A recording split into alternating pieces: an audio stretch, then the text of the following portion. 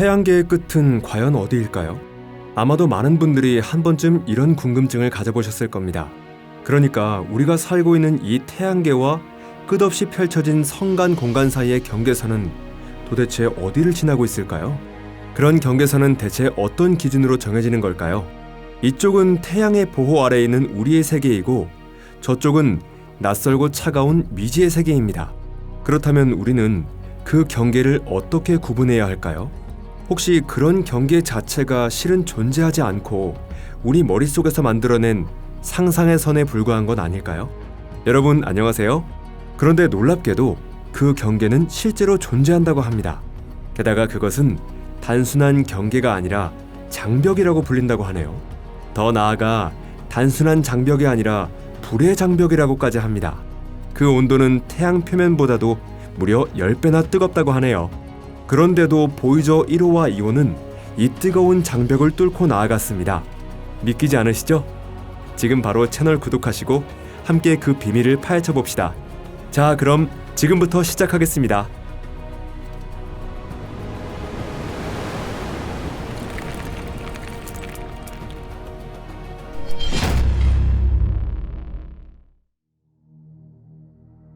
별들을 향한 인류의 사자, 보이저 1호.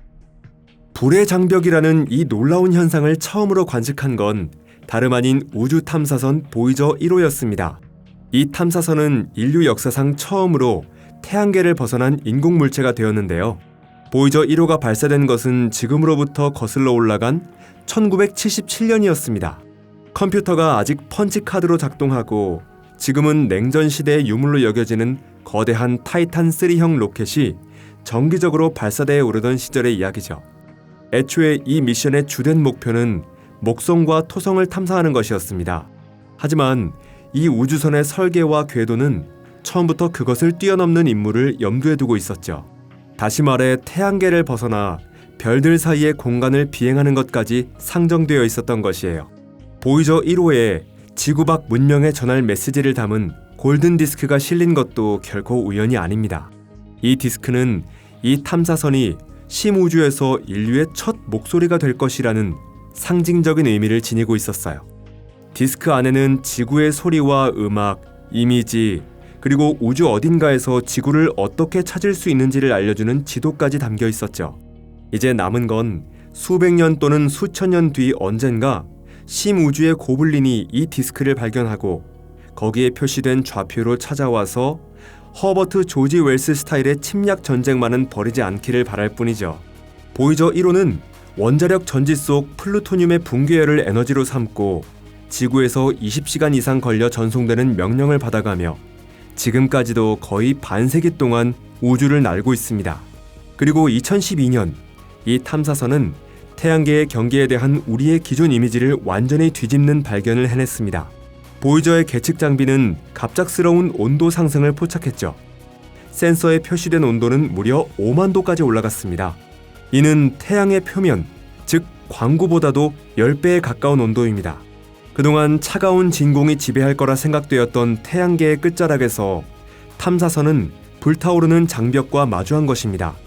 도대체 이 현상은 무엇일까요? 왜 우주의 진공 속에서 태양 코로나처럼 뜨거운 것이 타오르고 있었던 걸까요? 이 수수께끼를 풀기 위해선 태양풍이라는 현상에 주목해야 합니다. 불의 장벽. 태양은 단지 빛, 즉 광자만을 내뿜는 항성에 그치지 않습니다.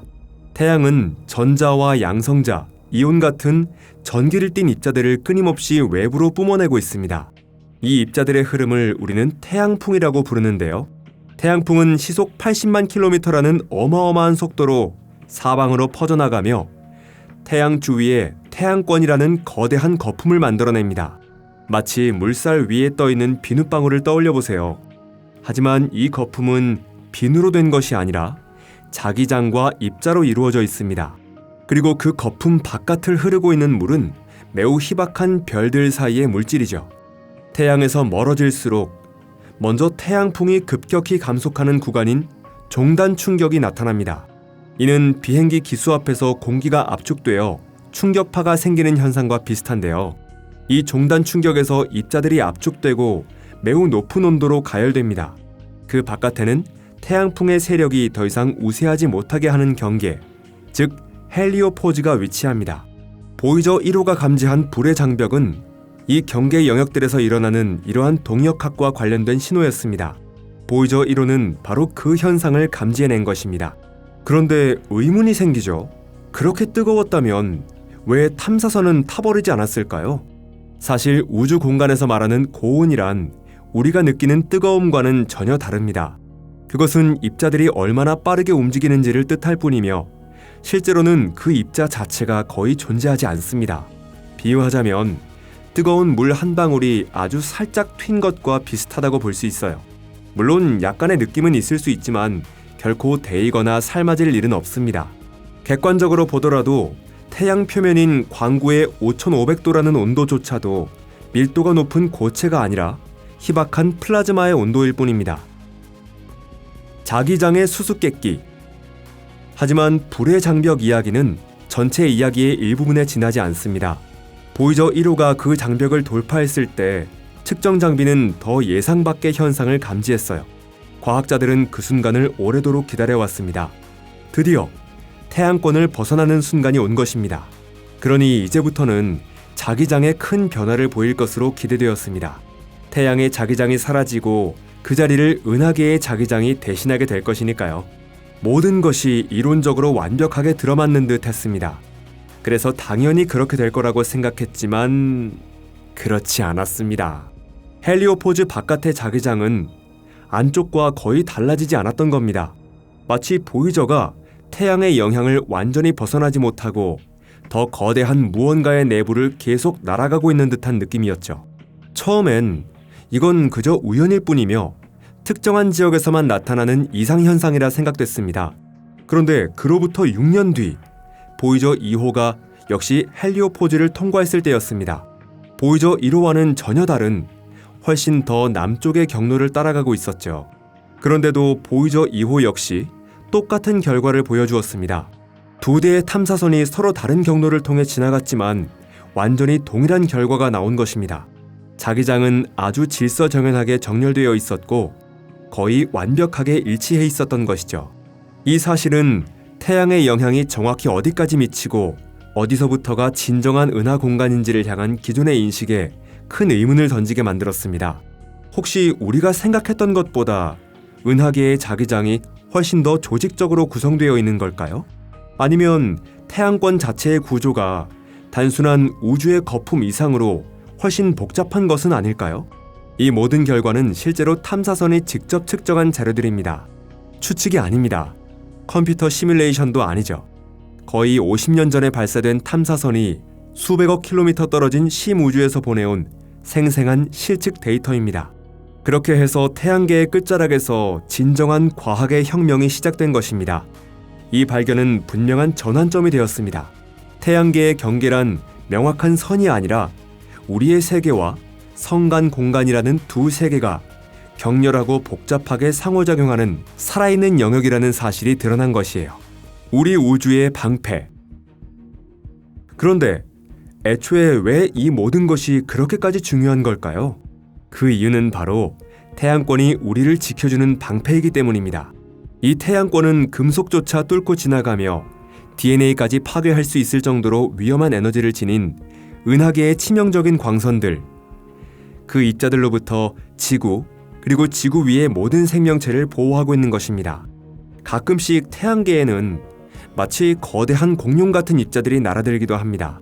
그런 입자들에 비하면 대형 하드론 충돌기 LHC 안에서 만들어지는 입자란 눈먼 새끼 고양이 같은 존재일 뿐이죠.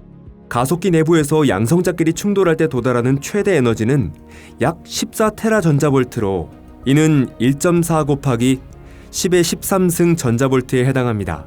그런데 우주선 입자에서 관측된 최대 에너지는 무려 10의 20승 전자볼트에 이르기도 했죠. 즉 LHC의 최대 에너지와 비교하면 약 700만 배에 해당합니다. 만약 이 방패가 존재하지 않는다면 어떻게 될까요? 마치 공룡처럼 거대한 입자들이 무리를 지어 지구를 향해 돌진해오는 꼴이 될 겁니다. 그렇기에 이 방패가 어디서부터 시작되고 어떤 구조를 가지고 있으며 그 경계에서 어떤 일이 벌어지고 있는지를 알아내는 일은 단순한 과학적 호기심의 문제가 아니라 앞으로의 우주 탐사 미션의 안전과도 직결된 중요한 과제가 되는 거죠. 새로운 정찰기 아이맵. 바로 이 이유 때문에 나사는 새로운 정찰기를 준비하고 있습니다. 그 우주 탐사선의 이름은 아이맵, 즉 성간 지도화 및 입자 가속 탐사기입니다. 보이저의 후속 기체로서 개발되고 있지만 완전히 새로운 기능이 추가되었고 형태도 다릅니다. 아이맵은 보이저처럼 심우주로 날아가지는 않습니다. 지구에서 약 150만 킬로미터 떨어진 태양과 지구의 중력이 균형을 이루는 지점, 라그랑주 포인트에 머무를 예정입니다. 이 덕분에 탐사선은 지구 자기장의 간섭 없이 언제나 순수한 태양풍만을 관측할 수 있습니다. 아이맵의 임무는 태양권 경계의 3차원 지도를 만드는 것입니다. 다시 말해 우리를 둘러싼 거품 같은 이 방패가 어디서부터 시작되고 어떻게 변화하며 정확히 어느 지점에서 차갑고 냉혹한 우주 공간과 부딪히는지를 추적하는 것이죠. 아이맵은 고에너지 중성 원자들의 흐름을 정밀하게 측정하게 됩니다. 이 입자들은 태양풍과 성간 물질이 충돌하는 바로 그 경계에서 생성되는 존재들입니다. 마치 해변에 밀려온 파편들이 바다의 조류를 말해주듯 이 입자들도 그 경계에서 벌어지는 과정을 우리에게 전해주죠. 본질적으로 아이맵은 우주를 X선처럼 투시하는 장비가 되는 셈입니다. 태양권의 형태와 구조, 그리고 그것이 마치 숨쉬듯 변해가는 모습을 우리에게 보여줄 것입니다. 그리고 태양의 영향력이 끝나는 지점, 그 너머에서 무엇이 시작되는지도 말해줄 거예요. 이것은 과학자들에게만 중요한 게 아닙니다. 언젠가 달 너머, 더 멀리 떠날 모든 사람에게도 반드시 필요한 정보인데요. 왜냐하면 심우주에는 대기가 없고 지구 자기장의 보호도 없기 때문입니다. 그렇기에 우리의 집이 어디까지이고 어디서 끝나는지를 아는 건 매우 중요합니다. 아이맵은 단순한 임무가 아닙니다. 그것은 우리 태양계를 바깥에서 바라보려는 시도입니다. 태양계를 은하의 바다 위에 떠있는 하나의 섬으로 바라보고 그 바다가 정확히 어디서부터 시작되는지를 밝혀내려는 시도인 것입니다. 불과 하루, 보이저 1호와 2호는 지금 이 순간에도 그 우주의 바다를 항해하고 있습니다. 한 대는 북쪽으로, 다른 한 대는 남쪽으로 말이죠. 두 대 모두 오래전에 명왕성을 지나 인류가 지도에 그렸던 모든 경계 너머 태양조차 하늘의 작은 점처럼 보이게 되는 고요하고 미지의 어둠 속을 향해 계속 나아가고 있습니다. 응답이 끊기는 횟수는 점점 늘어가고 신호는 희미해지고 에너지도 빠르게 줄어들고 있지만 그래도 두 대의 탐사선은 여전히 움직이고 있습니다. 인류가 한 번도 발을 들여본 적 없는 우주의 어둠 속에서 지식의 조각들을 우리에게 전해주고 있는 것이죠. 마지막으로 보이저 1호는 초속 17km, 연간 약 3.6 천문 단위의 속도로 지금도 지구에서 멀어지고 있는데요. 그리고 보이저 1호는 지구에서 1광일, 약 259억 킬로미터 거리에 2026년 말에서 2027년 초 무렵 도달할 것으로 예상됩니다. 역시 인류는 무력합니다. 단 하루치 빛의 거리조차 가는데 50년 가까이 걸린 셈이니까요. 가장 가까운 항성인 프록시마 센타우리까지는 4.24광년이나 떨어져 있습니다. 이 말은 보이저가 그 별에 도달하려면 약 7만 3천 년이 걸린다는 뜻입니다. 아니, 정확히 말하면 보이저는 그 별까지 가지 못합니다. 보이저 1호와 2호 모두 그 별과는 전혀 다른 방향으로 날아가고 있기 때문이죠. 보이저 1호는 기린자리 방향으로 향하고 있으며 그 궤도상에서 가장 가까운 별은 지구에서 약 17.6광년 떨어진 AC793888이라는 별입니다.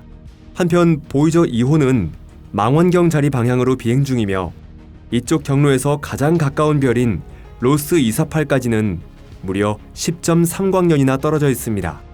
하지만 걱정할 필요는 없습니다. 인류는 지금까지도 이미 엄청난 걸 이뤄냈으니까요. 그리고 앞으로도 인류에게는 수십억 년의 시간이 남아있다고 우리는 그렇게 믿고 있습니다. 이 영상이 흥미로우셨다면 좋아요 버튼을 눌러주시고 주변 분들과 SNS로 공유해주세요. 시청해주셔서 감사합니다. 다음 영상에서 또 만나요. 안녕히 계세요.